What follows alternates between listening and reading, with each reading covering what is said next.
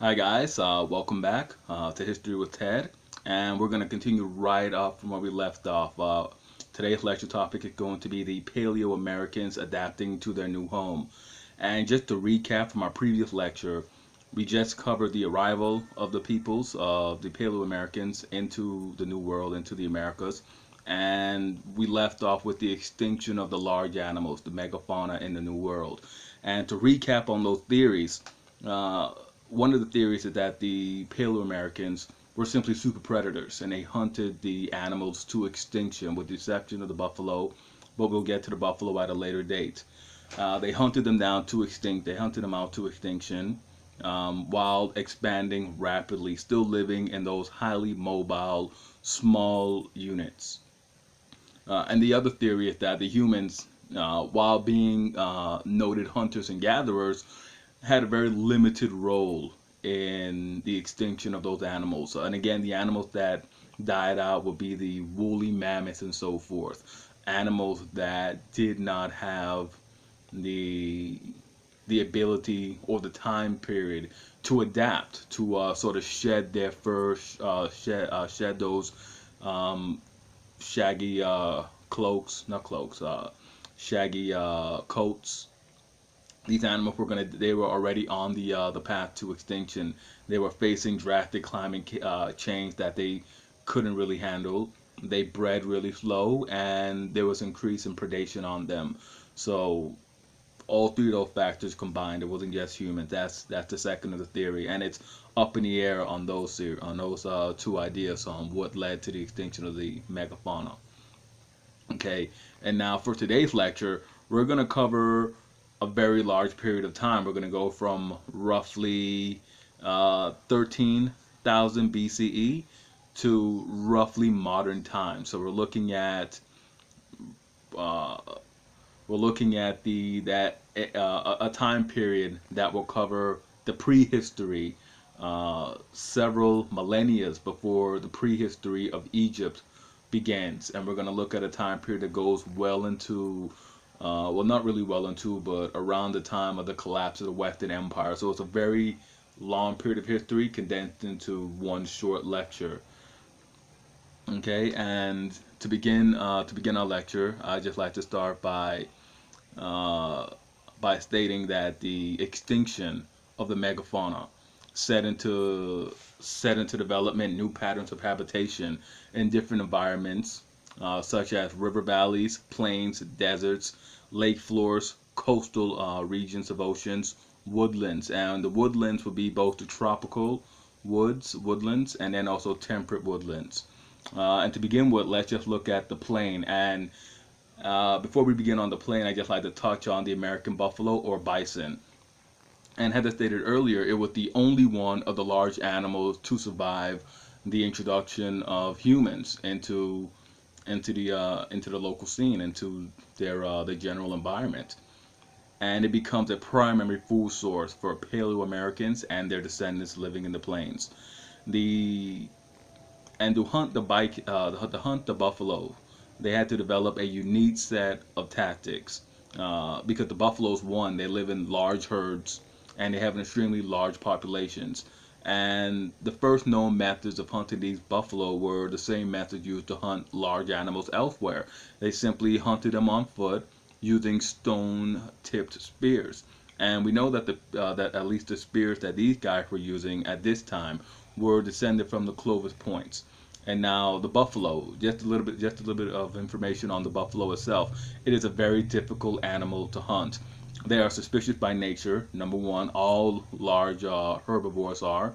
Well, all animals in general are suspicious by nature. I think with the exception of the killer whale, the orca. They're all suspicious and they tend to move away from people. Um, they're equipped with a very keen sense of smell. You have to always approach a buffalo downwind, and we always know the which way the wind are blowing because of where the humans first emerged from or set the buffaloes into flight from. The buffaloes can smell. They have very keen sense of smell. They have very good sense of smelling, and uh, it required an incredible degree of cooperation and coordination between the different people, to different groups involved. You just can't decide to just run up on the buffalo. As I stated before, they lived in large herds, and they're suspicious by nature, so they will run away, they will move. Everyone needs to move in concert. That is, everyone needs to be moving at the same time, reacting and adapting to what somebody else does and what the animal does. You can't just have the left side beginning while the right side is just mulling around. Chances are the right side is either going to be stampeded, they're going to get ran over, or they're going to miss their opportunity to guide the buffalo into wherever the buffalo are being sent. And as I said before, that organization, that sophistication of techniques developed into what's known as buffalo drives. And now the buffalo drives are where the animals are intentionally stampeded.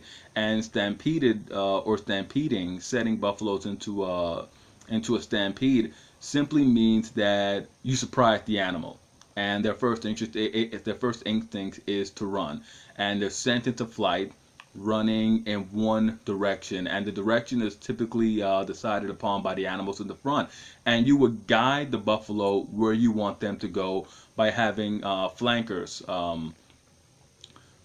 people who already have been drilled and instructed on what to do, and they will simply jump up from a distance and scare the buffalo, either with spear points or just by their presence, just scare the buffalo and guide them off into a specific direction.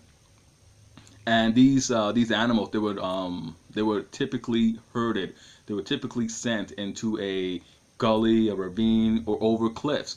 And those animals that did not die from the shock of the impact, from being sent over a cliff or into a gully, they simply suffocated. They were simply suffocated by the weight of the other animals that landed on top of them.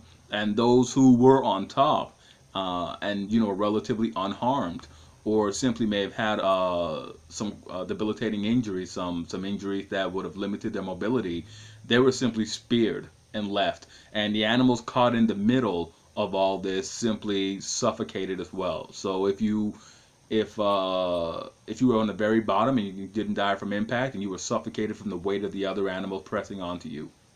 If you were on top, then you were simply speared to death by the finishers.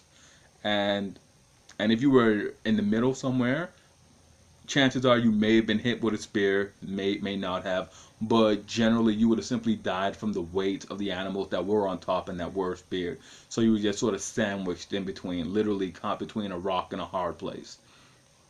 And the moment the hunt was over, the butchers would move in, and the butchers would simply begin the systematic breakdown of the carcasses. And now the plains buffalo hunts, those buffalo drives, those buffalo hunts, they were carried out for thousands of years, from their very beginning, from their very incarnation, all the way down to the arrival of the Europeans. And there are accounts of 17th and 19th century, a lot of 19th century, a lot of American first-hand accounts of buffalo drives, of particularly the Lakota people hunting buffalo by driving them over cliffs or driving them into ravines and then finishing them off. The bow and the arrow and the horse, they all come in at a later date. We won't really discuss them in this lecture, but they would later be adopted and adapted to buffalo hunts, as well as other aspects of their life. But at this early point, at this time, these guys are on foot, using organized groups of people to hunt their buffalo. And from the plains, we're going to go ahead and we're going to jump to the eastern woodlands. And in the eastern woodlands, you saw a lot of the Paleo-Americans living in small bands, scattered widely. And they were hunting and foraging their permanent sources of water. And again, they're using stone projectile points. They subsisted off of core staples and then also starvation foods. Starvation foods would be foods that they ate during winter or when game or plant life was scarce. And just to give an example of some of these foods, it would be deer, rabbits. Those are medium-sized animals that they can take down. And an assortment of plant life. You name the indigenous plant in the eastern woodlands, and these guys were subsisting off of it. Again, this isn't a pick and choose type of diet. This was where we're searching for food to sustain ourselves. And as I said before, permanent bodies of water where they normally tended to settle. So rivers and lakes were the best spots, and they also offered the most diversified food sources. They lived off of different foods at different times of the year, and they began to establish seasonal patterns. They would base their winter camps near water where they can find the deer, where the deer will be coming, so they could hunt deer. In the spring and the summer, they based their camps off of where plant life would be easy to gather, where they could sustain themselves off of that, and also where they could find stones for tool making. And this pattern led to increasing exchange between groups and interconnectedness that increased the complex social arrangements of these early peoples. Fishing and nut harvesting also played a critical importance along with waterfowl. Fish, even in the winter, you can still catch a fish. Ice fishing was a thing. And then, of course, fish.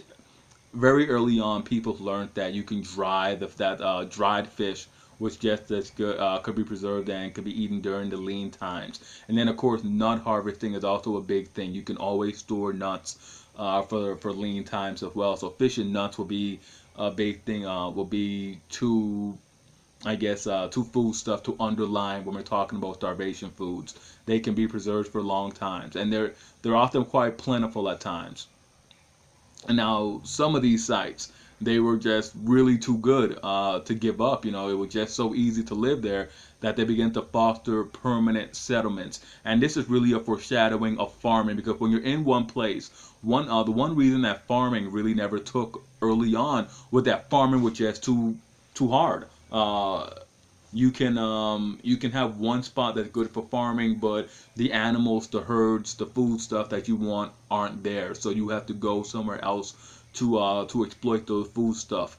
But when you have an area that's rich in, let's say, aquatic life and had very diversified edible plants, deer and other large, medium to large animals come through there, it sort of makes farming a bit more attractive. You know, you can set down the roots, you can farm when you have to, you can farm what you have to, and simply take advantage of nature's bounty. But these people, they're not farming yet. They're simply hunter-gatherers, and they're beginning to transition from seasonal camps to permanent settlements, where they're able to find sustenance roughly within 3 to 5 miles of their settlements.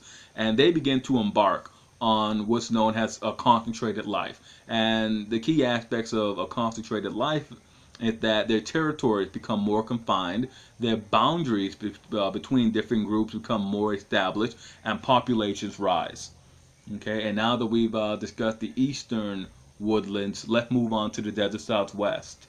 And a lot of people, and myself included, when I first began to study or look into the ancient peoples of America, the Paleo-Americans, my thought was that, well, who came to the desert? Who can live in the desert? It's so hard. It's so difficult. Why live in the desert? They must have lost the war. They must have been outsiders. They must have been exiles. But no.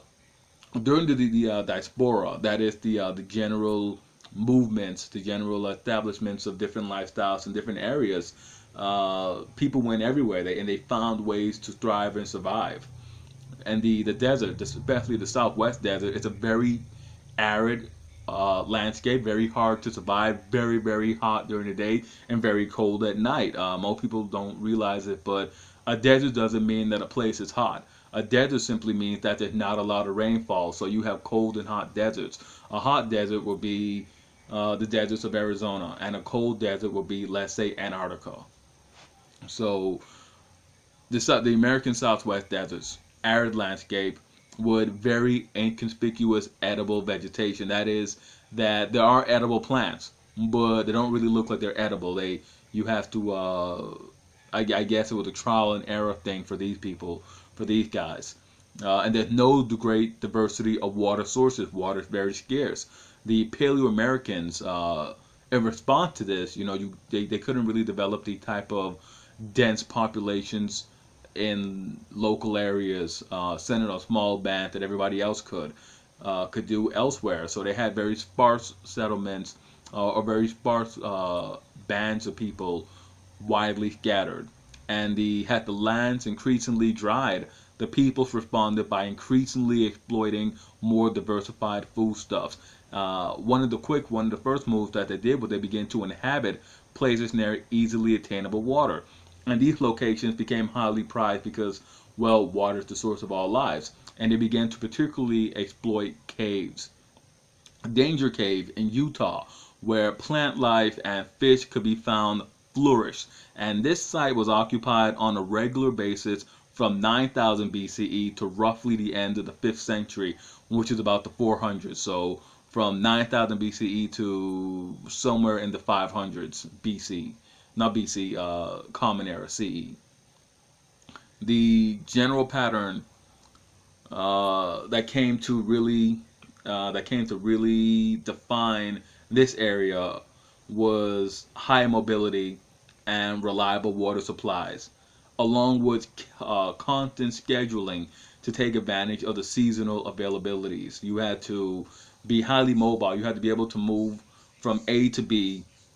And moving from A to B, you had to go where you knew there were going to be some water for you to take advantage of seasonal availabilities of food. So you had to move from A to B to gain some foodstuffs, and then move from B to C to gain additional foodstuff. It was this great arc, this great circle of life, not just life, but just the circle in terms of movements that these people engaged on.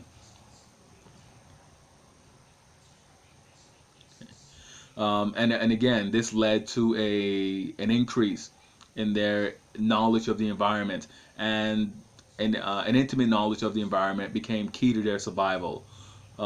Because without that knowledge, they were not going to survive. As I said earlier, they needed to be able to exploit the seasonal abilities of certain food, and they also needed to know where they could obtain water to sustain themselves.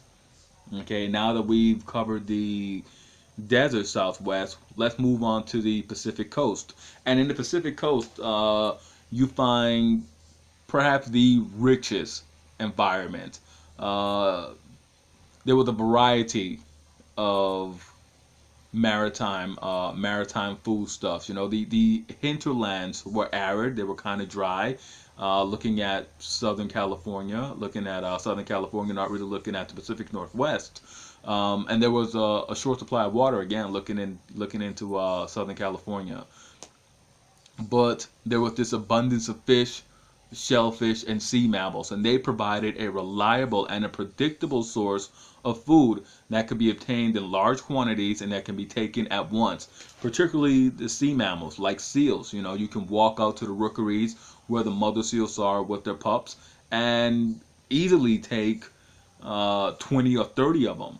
And they yielded meat, blubber, and skins. And in the Pacific Northwest, salmon could also be taken at predictable times during spawning.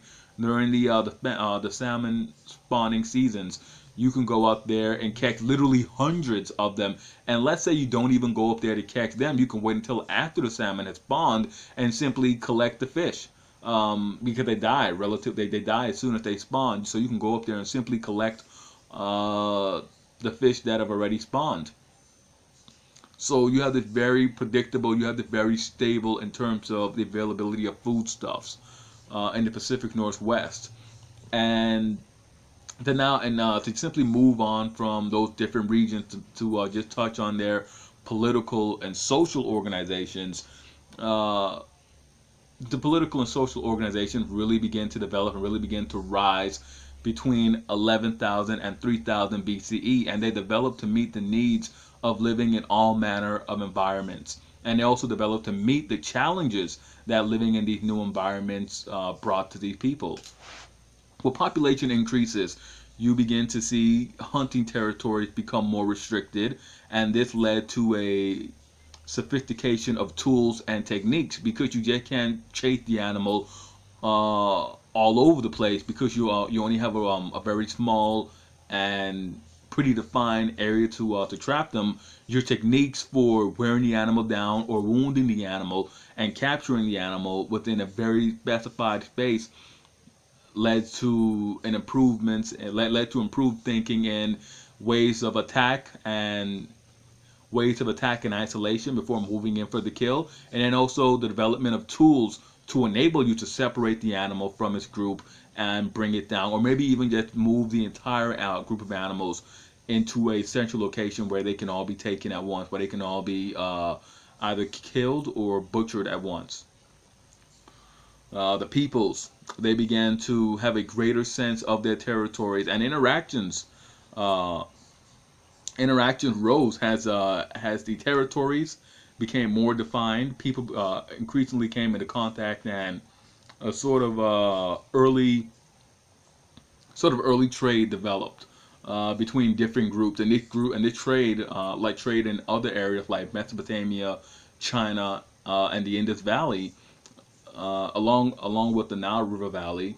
This trade covered long distances, and you may find that an artifact from the Pacific Northwest may have its ultimate destination in being sent down to the tropical forest of Guatemala.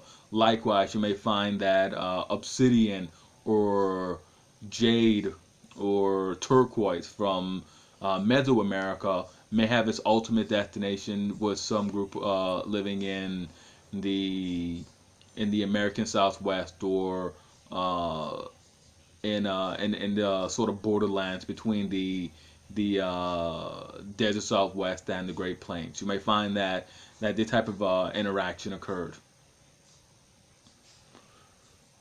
And in addition to the increasing social identities of the people, complex ritual beliefs began to arise, along with ritual shrines, earthworks, and most important, paintings, cave paintings depicting the unique spiritual traditions of Paleo-Americans.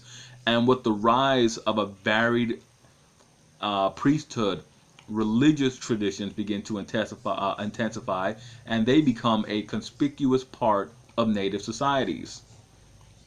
Okay, and that pretty much wraps up this lecture on the Paleo-Americans. And before we move on, I'd just like to do a brief recap on what we've covered. So in this lecture, we've gone over how these societies developed in isolation, and at least until this up to this point, they've retained a number of their hunter-gatherer aspects while adapting to the geographic and climatic needs of their new environments. They diversified toolkits and exploited, and they're beginning to now exploit primarily one or two principal food sources or stuffs in defined territories, with increasing sedentism, that is being stationary, that is living in one place for long periods of time, or at least mulling about in the same general area for long periods of time, while beginning to emerge, while increasingly complex social organizations are beginning to emerge, and tools and technology are becoming more specified for specific needs. In addition to having a ritual life, a more advanced ritual and religious life, in this period, in the Americas, and all of those key events, all of those factor into the emergence of our next topic, which will be farming. And as always, guys, please like, subscribe, and comment on the videos. Let me know if you like the new format of the videos. Let me know if you like the new lighting, the background of the videos. Until next time, I'm Ted.